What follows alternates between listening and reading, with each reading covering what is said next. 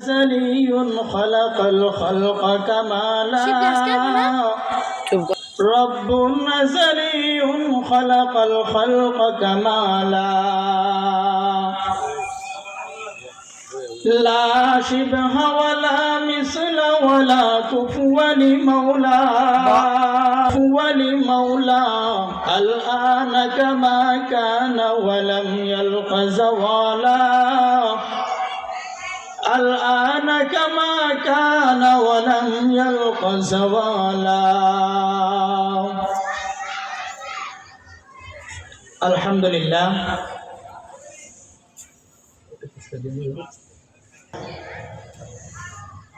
বালুয়া জিজ্ঞাপাত হাফিজিয়া মাদ্রাসা ও এতিমখানার উদ্যোগে 2 দিন ব্যাপী ইসলামী মহাসম্মেলনের আজ প্রথম দিনের সম্মানিত সভাপতি এবং আমার আশেপাশে উপবিষ্ট জাতির মাতার মুকুট সেরেতাজ হযরত উলামা একরাম, সামনে উপবিষ্ট আল্লাহ তাআলার জাকিরিন শাকিরিন মুহিব্বিন মুকাররমিন মুআজ্জাজ মুহতারাম সম্মানিত মুরব্বিয়ানে আযম, কলিজার টুকরা সমবয়সী যুবক ভাই, স্নেহের ছোট ভাই, পর্দার আড়ালে শ্রদ্ধেয় মা ও বোনেরা, সমস্ত প্রশংসা ওই আল্লাহ রাব্বুল ইজ্জতের দরবারে যে আল্লাহ রাব্বুল ইজ্জত আমাকে আপনাকে সুস্থ সবল রেখে ঈমান নামক দৌলত দান করে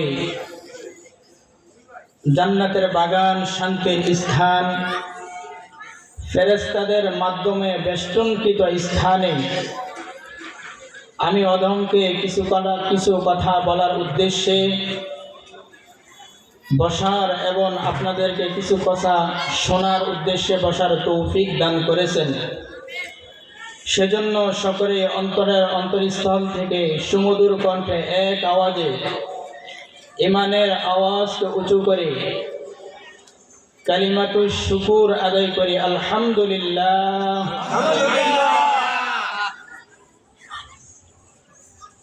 ঈমানের দাবিতে আমাদের তাকবীরের আওয়াজটা যতটুকু হওয়ার দরকার ছিল ততটুকু আমার মনে হয়নি। আরেকবার আমরা মাইকের আওয়াজ যত দূর যাচ্ছে মুসলমানের দাবিতে যে যেখানেই আসি সকলেই প্রত্যেকের স্থান থেকে আরেকবার কালিমাতুশ শুকুর আদায় করে আলহামদুলিল্লাহ। তাকবীর এটা ইসলাম ও মুসলমানের অন্যতম একটি হাতিয়ার।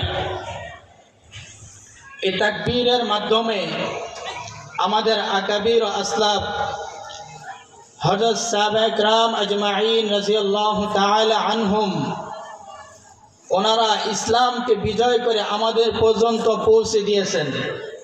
কিসের মাধ্যমে? এই তাকবীরের মাধ্যমে। সুতরাং মুসলমান তাকবীর যত জোরে দিবেন,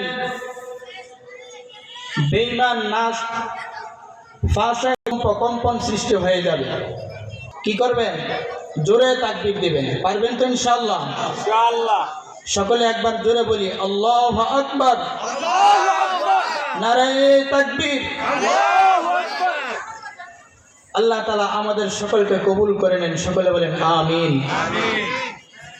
আমি আপনাদের সম্মুখে কালামে পাক থেকে একটি আয়াতের অংশ এবং নবী করিম সাল্লাল্লাহু আলাইহি ওয়াসাল্লাম অসংখ্য হাদিস থেকে একটি হাদিস তেলাওয়াত করেছি। আল্লাহ রাব্বুল আলামিন তৌফিক দান করলে এর উপর সংক্ষিপ্ত আলোচনা করে আমি আমার বক্তব্যকে শেষ করব। আমার তৌফিক ইল্লা বিল্লাহ। আল্লাহ রাব্বুল আলামিন কালামে পাকের মধ্যে বলেন, ইয়া আইয়ুহাল্লাহু লাকুম ওয়াল্লাযীনা আমানু মিনকুম ওয়াল্লাযীনা উতু দারাজাত